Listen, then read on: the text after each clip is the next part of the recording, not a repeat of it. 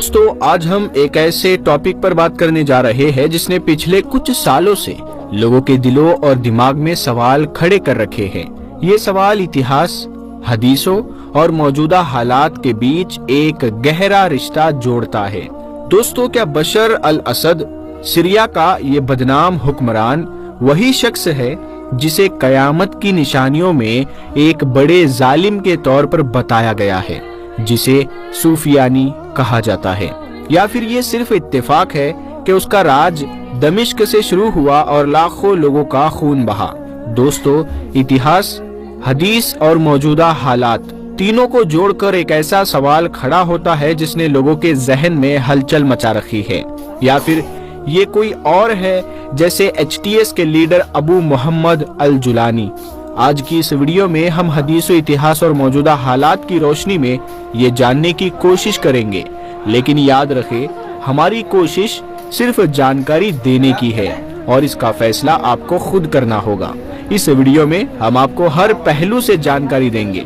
क्या बशर अल असद वाकई सूफियानी है या ये सिर्फ एक अफवाह है? जानिए हकीकत, सोचिए खुद और फैसला भी आप ही पर छोड़ते हैं। चलिए शुरू करते हैं। प्यारे दोस्तों, कुछ हदीसें आपके सामने पेश करते हैं जो मुल्क शाम यानी आज का मौजूदा सीरिया, सूफियानी के फितने से वो हदीसें जुड़ी हुई है। हजरत अबू हुरैरा रदी अल्लाह ताला अन्हु से रिवायत है कि रसूलुल्लाह सल्लल्लाहु ताला अलैहि वसल्लम ने फरमाया, शाम की धरती अल्लाह के बंदों का सबसे चुना हुआ इलाका है। वहीं पर कयामत के करीब बड़े बड़े फितने उठेंगे और वही ईमान वालों का ठिकाना होगा। सुनन तिरमिजी। इसका मतलब कयामत के करीब सीरिया का इलाका सेंटर बनेगा, जहां फितने उभरेंगे और सच्चे ईमान वाले वहां एकजुट होंगे। रसूलुल्लाह सल्लल्लाहु ताला अलैहि वसल्लम ने फरमाया, सूफियानी नाम का एक शख्स शाम के इलाके से निकलेगा। वो बहुत जालिम होगा, खून बहाएगा और बगैर किसी रहम के लोगों को कत्ल करेगा। उसकी सेना कूफा यानी इराक तक पहुंचेगी। उसकी हुकूमत का दौर बहुत ज्यादा खतरनाक होगा। वो शख्स शाम यानी दमिश्क से निकलेगा। वो अपने मुखालिफिन यानी विरोधियों का बेरहमी से कत्ल करेगा। उसकी सेना इतनी बड़ी होगी, इराक तक वो होगी। वो बहुत बड़े फितने का सबब बनेगा। सूफियानी का हुलिया और पहचान। इमाम अली रदी अल्लाह ताला अन्हु से रिवायत है कि उन्होंने कहा, सूफियानी लाल चेहरे वाला, नीली आंखों वाला और चौड़ी पेशानी वाला होगा। वो बहुत ही खतरनाक और जालिम इंसान होगा। उसके हाथों हजारों मुसलमान मारे जाएंगे। जब सूफियानी का फितना शुरू होगा, वो और उसकी फौजें लोगों का खून बहाएगी। वो इंसानों को कत्ल करने में जरा भी रहम नहीं दिखाएंगे। सबसे ज्यादा जुल्म सीरिया और इराक के लोगों पर होगा।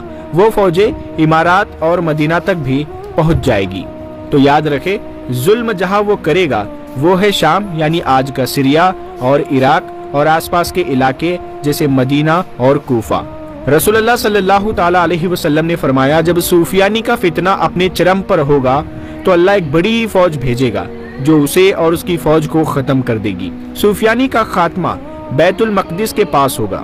खात्मे की जगह बैतुल मकदिस यानी यरूशलेम के आसपास। दोस्तों, अब सवाल ये उठता है, क्या बशर अल असद सूफियानी है? क्या वही वो बादशाह है जिसके बारे में प्यारे आका सल्लल्लाहु ताला अलैहि वसल्लम ने 1400 साल पहले बताया है? बशर अल असद का ताल्लुक सीरिया यानी शाम से है। उसकी हुकूमत के दौरान लाखों लोग मारे गए। बागी इलाकों में उसकी फौजों ने खून खराबा किया। वो अपने मुखालिफिन को दबाने में बेहद बेरहम साबित हुआ। सूफियानी का हुलिया, जैसे हमने आपको पहले बताया, लाल चेहरा, नीली आंखें और बशर अल असद का हुलिया एक जैसा नहीं लगता। हदीस में सूफियानी के खात्मे की जगह बैतुल मकदिस बताई गई है, जबकि बशर अल असद अभी हुकूमत से बाहर हो चुके हैं।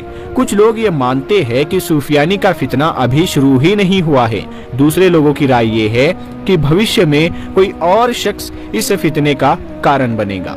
दोस्तों, हाल ही में जैसे ही बशर अल असद की हुकूमत का खात्मा हुआ, एक ऐसा कैद खाना दुनिया के सामने आया जिसने इंसानियत को शर्मसार कर दिया। दोस्तों, उस जेल का नाम है सैद नाया, जिसे इंसानों का ज़िबह खाना कहा जाता है। वो सीरिया की राजधानी दमिश्क से लगभग 30 किलोमीटर दूर एक पहाड़ी इलाके में मौजूद है। एमनेस्टी इंटरनेशनल की रिपोर्ट के मुताबिक 2012 से 2022 के बीच करीब 30,000 से 35,000 कैदियों को मौत के घाट उतारा गया। यहाँ पर कैदियों को बिना किसी ट्रायल के सालों साल रखा गया। टॉर्चर के वो तरीके इस्तेमाल किए गए जो शायद इंसानियत सोच भी नहीं सकती। बिजली के झटके, भूखा प्यासा रखना, मानसिक और शारीरिक शोषण, यहाँ तक कि लाशों को मशीने में डालकर कुचल दिया जाता। ये खौफनाक नज़ारे बशर अल असद की हुकूमत के जुल्मों को उजागर तो करते हैं। अब सवाल ये है कि ये सब बशर अल असद की हुकूमत में क्यों हुआ? क्या ये वही शख्स है जिसे सूफियानी कहा गया है? हदीसों और इस्लामी किताबों में सूफियानी के जिक्र को एक बड़े फितने के तौर पर बताया गया है। सूफियानी का ताल्लुक बनु उमैया के खानदान से बताया गया है। वो दमिश्क यानी शाम से उभरेगा। उसका राज पूरी दुनिया में जुल्म और खून खराबे का दौर लेकर आएगा। हदीसों में बताया गया है कि वो अहले बैत और सच्चे मुसलमानों का दुश्मन होगा। अब अगर हम मौजूदा दौर पर गौर करें तो बशर अल असद का राज सीरिया पर ही रहा था। वो दमिश्क से ताल्लुक रखता है। बशर अल असद के दौर में हजारों मुसलमानों का खून बहाया गया, मस्जिदों को निशाना बनाया गया और हजारों घरों को तबाह बर्बाद किया गया। लेकिन फिर सवाल ये उठता है, क्या वो सूफियानी की तमाम निशानियों पर खरा उतरता है? बशर अल असद के खिलाफ बागियों की लीडरशिप करने वाले कई ग्रुप उभरे, जिनमें सबसे बड़ा नाम HTS का है, जिसके लीडर अबू मोहम्मद अल जुलानी है। कुछ लोग ये मानते हैं कि सूफियानी सिर्फ एक जालिम हुक्मरान ही नहीं बल्कि एक फितना है और ऐसे फितने दोनों तरफ से आ सकते हैं।